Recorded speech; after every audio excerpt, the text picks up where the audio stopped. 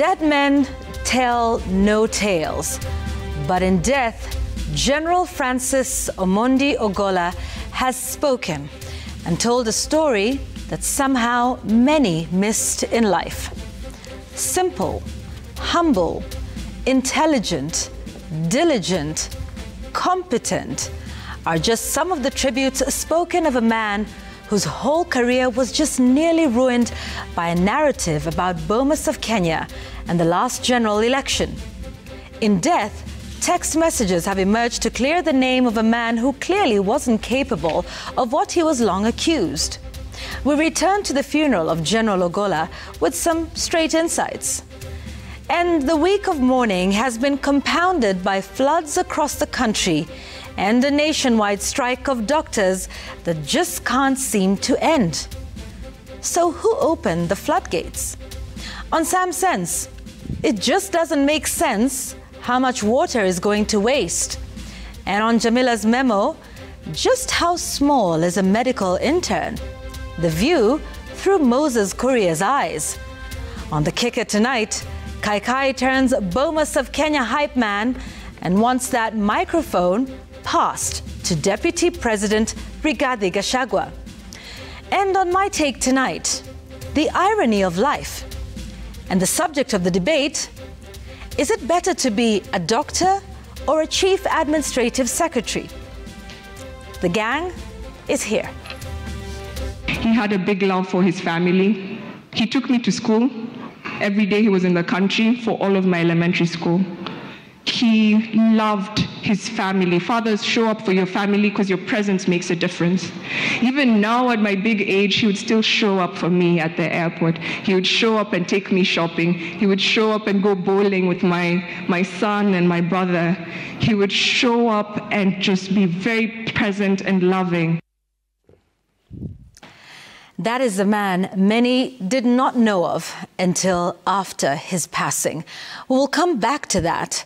One of our topics on the show here tonight. Welcome everyone to the program. But first, let's talk about, the floodgates that have opened, in the country. It's been quite the devastation, Jamila, hasn't it? And, as we will talk about this, we will show some of those shots that we're able to take, via chopper, and it just shows you, from an aerial view, the devastating effects across Nairobi, Kajiado counties, and Kiambu, I think the neighboring as well. What a devastating last few days it's been, and one that's predicted as well in the coming days too. And Yvonne, what is sad is that 60 people have died so far from the flood-related incidents, and we were warned. The Met Department did say that El Nino rains will come. That's a whole different conversation about how there was El Nino and then there was no El Nino and why they had to say there was no El Nino. But the rains have come. And I think for a very long time we've not seen scenes that we've been witnessing the past few days. Cars submerged, people perching on the rooftops, others needing boats to be rescued. Right in the heart of the city and its environs. And let's talk about what's happening in other parts of the country where people are camping in schools, people needing aid, food aid, people needing blankets, people needing having to leave their homes. There are two villages, I think one in Nyanza and one in Kirinyaga, that are now been left empty. In Kiswahili we say amesalia mahame, because people have left. Those were people's homes. Those were villages that had people who are living there but have had to leave now because the rains have swept their homes and they're leaving because of their safety and of the safety of their children. And Yvonne, it's really sad that we have reached this point without really much government intervention, government assistance. I remember earlier this week we did a story.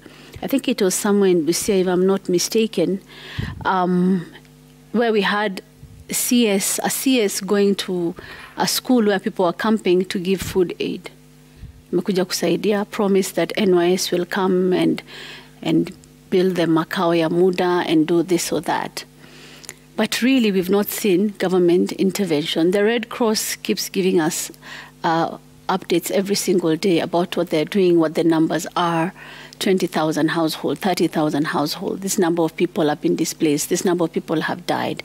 We hear about livestock that have been swept away by the floods. They give us information about the rivers that have busted banks, mevunja kingo zake. They are our source of information. We've not been hearing much from the government. In fact, today, having heard that there was this multi-agency team that has been formed after a meeting in State House, really begs the question of where has the government been? Serikali imekuwa wapi? And it reminds me of an incident of April 2nd, Yvonne. And by that time, the rains had started, not to the extent we are seeing now. It reminds me of a family that was speaking because it's in Mailisaba in Njiru in Kasarani, where there was a family that was camped by the river for a whole week because they were waiting for the bodies of their child and their husband. The lady was there that had been swept away in the river. The child was crossing the river and fell in, and then this person was just passing by and saw the child in the river and went in to help her, and he died in the process. And the one thing they kept saying is, wapi serikali, wapi gavana, kuja tusaidie. Tumesimama hapo wiki moja mzima tukiomba miili ya watu wetu itolewe kwenye maji. Hatuna usaidizi, sisi tumeshindwa. That was really sad. That was the 2nd of April. And then now, after 60 people have died, and there could be more, because the Met Department has warned that the rains that we're going to see between today and Saturday, especially in Rift Valley and Nairobi, itakuwa nyingi sana. And I think it's too little, too late, in my opinion. For the 60? Yeah, 60 people. And we were warned. You see this thing about early warning system we talk about, even with climate change, early warning system should help you be able to start, kujisaidia, kuplan, kurealize what you're going to do. But I think we ignored it. And this is what we are seeing. Yeah, Jamila, not only did we ignore it, but you start to ask whether we've got respect for professionals and expert advice. That incident you speak of was in November last year, November 2023, when the Met Department had actually warned Kenyans to brace for El Nino rains that could lead to floods. And they were very specific about the timelines, indicating that it would go all the way to Q1 of 2024 and beyond. Now, when the rains were not seen at some point, we saw what was perhaps a humiliating attempt at making the Met Department head apologize. And he was actually forced to rescind his advisory from bracing for El Nino to above average rainfall, and I quote. And that is when you start to see if this planning and response had been taken more seriously in November. What measures would have been put in place for this? We heard of the Green Army, for instance, in Nairobi that was to unclog, drainage and that sort of thing. We've heard of allocations that have been set aside for moments such as this that were done in the budget of this current financial year. And yet, here we are again, almost seeming like knee-jerk responses. And sometimes, a couple of days after disaster has struck. Now, people are sheltering in schools that are set to reopen any day now. What's going to happen to those people? And one of the typical responses, and it's a refrain that we hear from government, is we urge those who are living in flood-prone areas to move to higher ground. Which ground is this? Where are they supposed to go? Do we have proper response mechanisms that say we have identified these areas, this is where you'll go, this is what the immediate needs might be, food, clothing, medicines, and that type of thing. But yet, here we are again for something that was predicted and could have been planned for better. Those 60 lives. Needless. I mean, perhaps it's natural calamity, but planning and response is quite key, isn't it, Linus? Absolutely, considering that there'll be times in the weather cycle that things that are completely abnormal like this will happen. Things that actually nobody should be accused of being to blame for anything. I remember in the early stages of these floods, the governor of Nairobi and the county government of Nairobi really came under a lot of pressure because it was about unclogging the drainage. And, the heavier the rains became, the more it exposed our soft underbelly, not just on small things like drainage systems, but also emergency response. Because there are times when the weather becomes extreme like it is right now, and we've seen it world over, whether you're talking about the typhoon and hurricane in the US, or even in Japan, the tsunami itself that was really a big situation. These are the things that even the flooding in Dubai recently. Yes, yes. And these are things that test us beyond the ordinary, beyond your little drainage pipe that is usually clogged most of the time. Would you handle greater waters like we've seen? We, for example, now discovered that there are some structural errors with the Nairobi Expressway. There are some blunders in terms of how drainage systems were done along Thika Road. But more importantly, these are floods of a greater scale than normal. So it should not be a blame game between institutions or people and government. But clearly, we should all raise our game as to match the challenge at hand. And that's what we would like, and Kenyans would actually like to see. The meeting that happened today at the State House should have happened a lot earlier than this. And considering that the early warnings, the weatherman reports, at some point was even a contest between the weatherman and State House, you know, both addresses trying to predict how it's going to go. So our systems have been tested and found warning.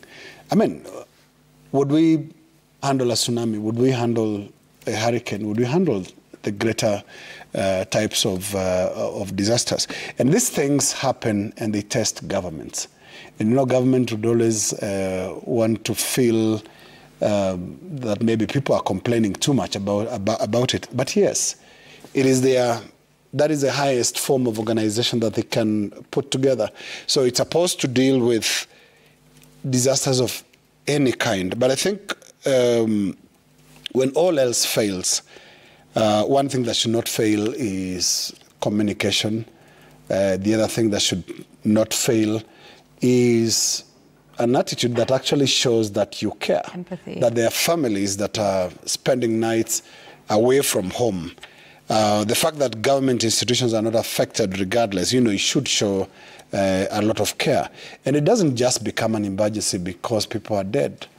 It should be an emergency from the moment it is changing the way normal life functions. Yeah. When people are sitting in traffic for 6 hours and your newest road, best road, is actually flooded and has become a raised river, if that is what we can call the expressway, then that already is an emergency. And I think these things really exist to test the government and the institutions that are formed and structured to handle those particular events. Yeah, you know, just when we talk about a famine and what the definition of that is, that's a management issue, you know, during a drought. And perhaps it will be the same thing that you're seeing here, that things happen beyond your control. It's how you respond, how quickly you do, how empathetic you are, how you are seen to be leading from the front. That's the big test, isn't it? Right. And if you look at the warnings that are coming from the Kenya Meteorological Department about the amount of rainfall, like, for instance, I'm looking at the warning today. It talks about that several parts of the country will be witnessing more than 50 millimeters of rainfall in 24 hours.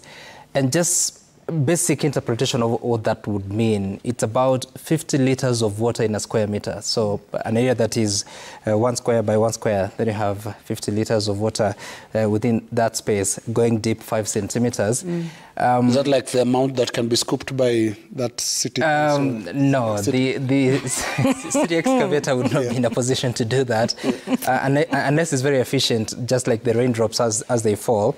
But really, it shines the spotlight on our planning, because essentially this is not water that is supposed to necessarily cause floods generally, generally speaking.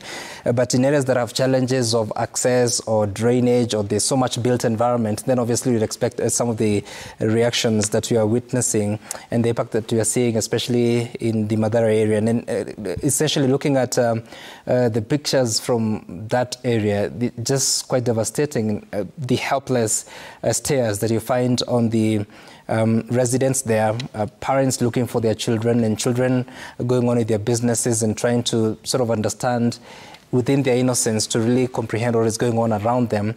It is quite an impact that you really wish that didn't have to happen. But obviously, you look at even the structure that you see on the screen, there's a lot of built environment around areas that would essentially be riparian. So obviously, this is a disaster that was in waiting, but especially when the meteorological department started issuing the warning, the warnings to the population, to those that care to listen, you'd have expected a better response, especially in encouraging people to move away. Yeah. Of course, there's always that question of moving out of those areas to higher grounds, where the question of where that place is. But you can imagine now that tragedy has struck. Yeah. Those people, some of them are at the social amenities, they're at schools, they're at religious compounds. I wish there was better planning, because it has actually intensified this week. If there was better planning, probably would have saved a few lives, salvaged at least what we're witnessing as the human suffering. And one can only hope that with the warnings that continue, there will be better planning in the coming days, because essentially looking at even the response that the government is announcing, it's slightly late, not too late to an extent that there cannot be an impact.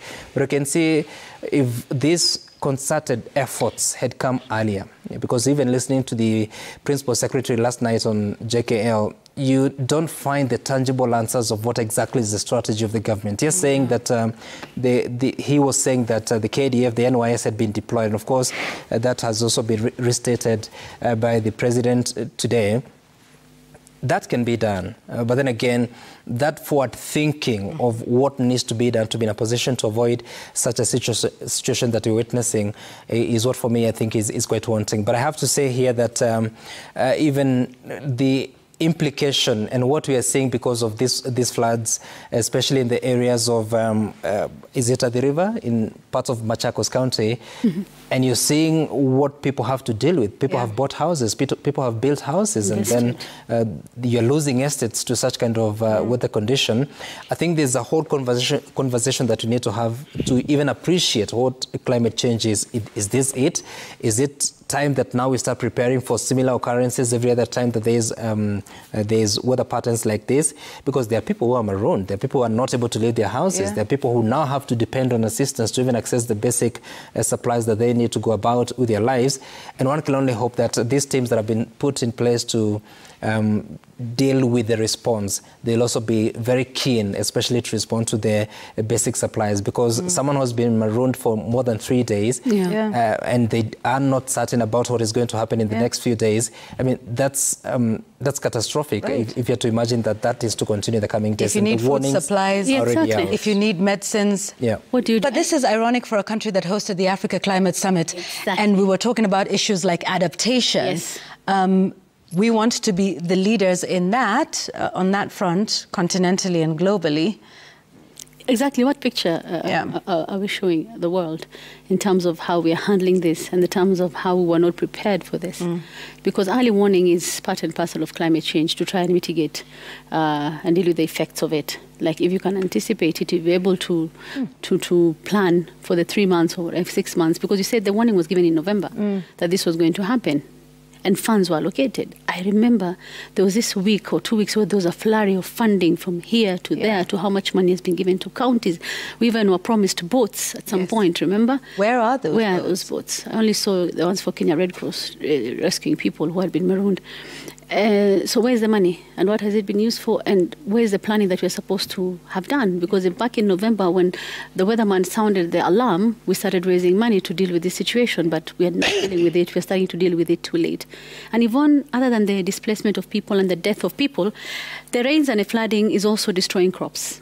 I remember the report by the Red Cross said there are thousands of acres of arable land that is now underwater. So what does this mean? It's going to disrupt food production. It's going to cause food shortages. It's going to cause hunger, because really, this is what we depend on in terms of our food. Prices will increase. And food prices will increase, because when you hear thousands of acres of arable land is underwater, that was, I think, 2 days ago, and the rains are going to keep pounding. What does that mean about food production? And what is the government really doing about disaster risk reduction, really, in terms of prioritizing it? And there's this thing we've talked about priorities and priorities and priorities as a country, as a government, in terms of what do we prioritize and what do we deal with first? Because right now, I think one of the main things we need to be looking at is how do we save people's lives? Because there are long-term effects of this, Yvonne. The short ones, you're seeing them now, the death and destruction, but now there are those long-term ones which will affect food production, food prices, and all that. Important point, Well, and with climate change rolling, I mean, it is in progress. We just hope that there's some key learnings out of what we are seeing, especially with regard to the broad question of how we manage emergencies. We should be taking management of emergencies a bit more seriously. And management of emergencies, and kudos to the private sector. And in this, I want to include the Red Cross, which is, I mean, you will see those red jackets all over. And private individuals, just free-spirited citizens who are working so hard to try and do something about it. And normally what should happen is government should then come and provide a coordinating element, and also the resources out of the pockets of the same people that pay taxes. So I really hope that we can learn and prepare more. It's embarrassing to see what that bulldozer was trying to do. Was it along Thika Road? And then normally, and I don't know why, in every emergency, there'll be that one picture that will leave you, blushing as a Kenyan that, you don't do that. That is not emergency response. That's not it. Get that bulldozer off the road and try and do something that won't embarrass you. I remember when we were covering, I was just starting out in this career when we were covering the 1998 bombing, and from the rubble, the rescuers were shouting, "Who's got a chisel?" Who's got a, very, very basic equipment. And it'll be wrong many years later to watch and see that in terms of emergencies, we actually remain quite needful as a country. We need to take those emergencies seriously, prepare institutions that are able to respond almost automatically. And, we also need to broaden our minds in terms of what constitutes emergencies. Think of fires and the speed or lack of in terms of how our teams respond. And let's always stop this mindset that somehow some of these things won't happen to us. Tsunamis belong to the Eastern Asia, and hurricanes belong to the Americas. Snowstorms belong to Europe. Some of these disasters can actually happen here at home, and they can leave very embarrassing images like one I saw in Thika Road.